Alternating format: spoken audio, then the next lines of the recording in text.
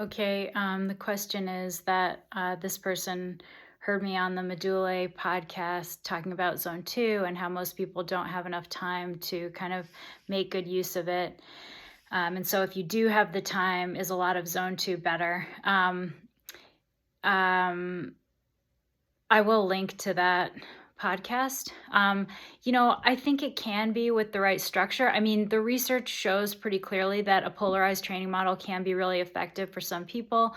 Personally, I use more of a pyramidal model in my coaching.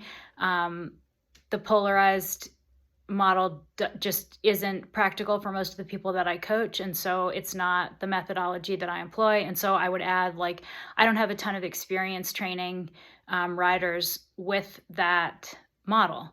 But there are some really powerful adaptations that occur with hours of endurance training. I still think it's pretty widely misunderstood.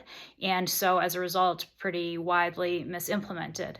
I will add, I don't know you, but you appear to be a man, and most of the research in this area shows the benefits of polarized training has been pretty exclusively on men, and our understanding of female physiology is such that the same benefits are not likely to occur, or at least in the same way.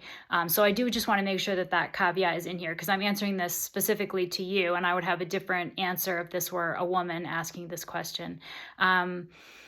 So to be honest, my best response is try it and see. If you have the time, give it a go. See how you feel and perform. It's not my methodology because in my experience, I see better outcomes with a different model. But again, my experience is with a different model. And so I feel much more confident to have kind of more finely tuned the model that I'm used to.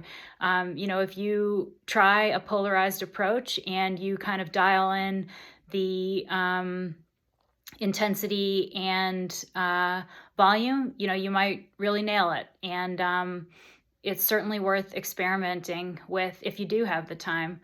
I don't think there is a right or wrong answer here. Certainly, you're going to get a different answer when you ask different coaches. I know coaches who use a really high volume polarized model, and it's simply not mine, the way that I do it. But that's not to say it's right or wrong.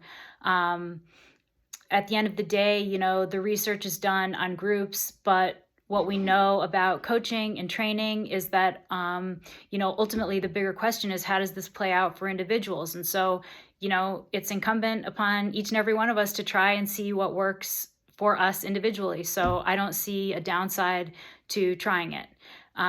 If you like the idea and you want to try it, go for it. I'm not going to change my methodology, but I'm certainly not stopping anyone from trying something, trying that approach either. So give it a shot.